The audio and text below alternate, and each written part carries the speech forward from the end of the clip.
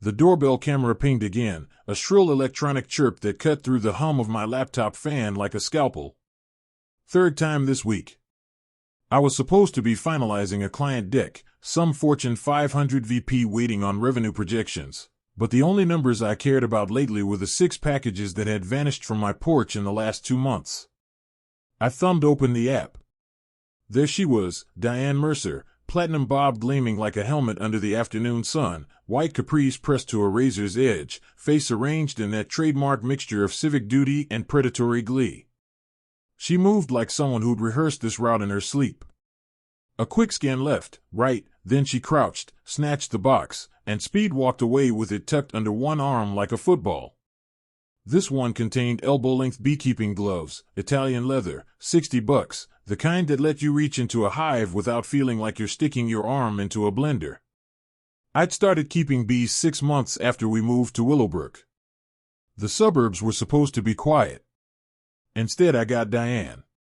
I saved the clip, labeled it Incident Number 6, November 27, 2025, 1447, and added it to the folder I titled, without irony, Evidence. Then I sat there staring at the frozen frame of her smug little victory smile until Jennifer walked in. She took one look at my face and didn't bother with hello. She took another one. Beekeeping gloves. Jennifer exhaled through her nose, a sound I'd come to recognize as the prelude to mischief. She perched on the edge of my desk, crossed her legs, and steadied me the way she used to steady patent filings back when we both worked in tech, analytical, slightly dangerous. "You know what I'm tired of," she said. "Being reasonable?" "Exactly. Diane has weaponized reasonableness. Every time you try to play by the rules, she moves the goalposts. Maybe it's time we stop bringing spreadsheets to a knife fight." I laughed despite myself. "I'm listening." She leaned in, voice low. "Your bees are gentle, right? Docile Italians. And Diane is terrified of anything with wings. Remember the barbecue? One scout bee flew past her potato salad and she shrieked like the hounds of hell were after her. I did remember. Diane had flailed so hard she'd knocked over the dessert table. The image had lived rent-free in my head ever since. "Jen, I'm not putting bees in her mailbox." "Not her mailbox," she said, eyes glittering. "The next package she steals." I opened my mouth to protest, legal ramifications, ethics, the whole adult checklist, but the words died when I pictured Diane's face the moment she realized some boxes bite back. "We keep it safe," Jennifer continued, already 3 steps ahead. "No queen, no swarm, just enough workers to make a point. Disoriented, non-aggressive, and gone in 10 minutes. Like the world's loudest post-it note that says, stop stealing." Shit. I should have said no. Instead, I heard myself ask, how long to build the box? She grinned the grin that had talked me into marrying her in the first place. "I'll order the springs on your Amazon account. Prime gets here tomorrow." That night I couldn't sleep.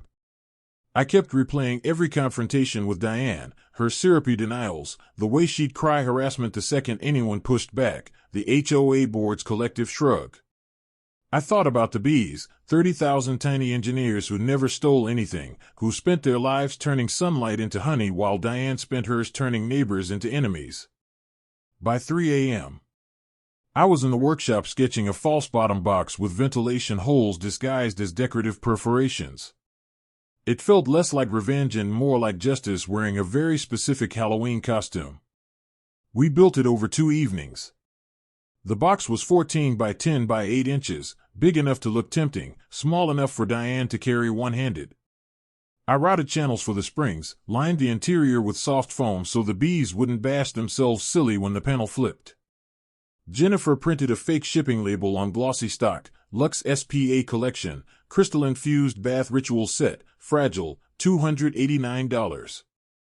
Diane's weakness for anything that screamed status was legendary. She'd once bragged on Nextdoor about scoring a misdelivered diptyque candle that had mysteriously appeared on someone else's porch. Thursday morning I suited up, veil down, smoker puffing lazy white clouds. I chose hive number 3, the calmest colony, golden Italians that barely noticed when I lifted frames. 30 workers was all I needed. I shook them gently into a ventilated transfer box, added a sponge soaked in sugar water, and whispered an apology that felt ridiculous and necessary at the same time. Back in the workshop, I loaded them into the trap. The mechanism was elegant. Open the flaps more than 120 degrees and a pair of torsion springs snapped the false bottom upward, dumping the bees into the main compartment. A secondary timer, kitchen timer motor, $5 on eBay, would pop a side panel after 10 minutes regardless, giving them an escape route. Jennifer filmed me testing it with an empty box. The springs worked perfectly. The bees would be confused, loud, theatrical, but safe. We placed it on the porch at 9:12 a.m. Friday. I'd taken the day off, claiming a stomach bug. Jennifer brewed coffee strong enough to wake the dead and set her laptop on the kitchen island like mission control. 3 cameras, doorbell, window, and a new 4K birdhouse cam aimed straight at the welcome mat. 11:07 a.m. Nothing. 11:41 a.m. A delivery driver dropped off something for the Patels. Diane watched from her window like a meerkat. 1:23 p.m. Bingo. She appeared in yoga leggings and oversized sunglasses, pretending to check her mailbox. Then the detour. She moved fast for someone who claimed chronic fatigue in every HOA meeting. Box under arm, casual stroll that wasn't casual at all, straight into her house. Jennifer and I stared at each other, adrenaline humming louder than any bee. 93 seconds later, Diane's front door exploded open. She came out backwards, arms pinwheeling, screaming like someone had set her hair on fire, which, to be fair, was exactly what she thought was happening. A modest cloud of bees poured out after her, circling in bewildered loops. They weren't attacking, they were trying to figure out whose sky this was. Diane ran in tight circles on her lawn, slapping at the air. Bees! Oh my God, bees! Help! Tom Bradley stepped onto his porch in boxers and a grin. Sarah Martinez already had her phone up. Old Mr. Peterson leaned on his cane and looked happier than I'd ever seen him. I grabbed my smoker and collection box, took a calming breath, and strolled down the street like the world's most prepared exterminator. Everyone stay calm, I called. They're just honeybees. They're lost, not angry. Diane spotted me and pointed with a trembling finger. You did this. Afternoon, Diane. Funny thing, I was wondering where my spa package went. 2 patrol cars arrived within 6 minutes. Someone, probably Diane, had dialed 911 screaming about attempted murder by insect. Officer Martinez, no relation to Sarah, listened to Diane's breathless accusation, booby-trapped package, deliberate assault, possible terrorism. Then he turned to me while his partner tried not to smirk. So let me get this straight, he said.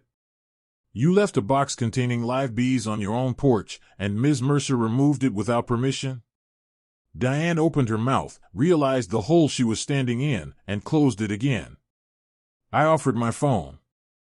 I have 4K footage from 3 angles if you'd like to see the removal process. Officer Martinez watched 30 seconds, handed it back. Ma'am, taking someone else's mail is a federal offense. Opening it is another charge. It was on the porch. It could have been stolen. By you, apparently, Jennifer said sweetly. Michael Chen, HOA president and reluctant referee of every suburban squabble, had wandered over in golf attire.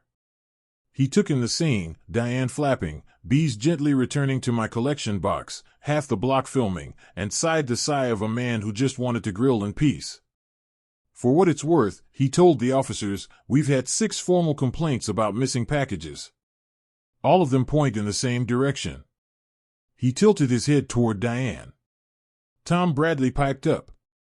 She took my air fryer inserts in September. Never saw him again. Sarah waved her phone. I've got video of her taking my skincare order in October. Diane's face cycled through every shade of red in the Pantone book. This is entrapment.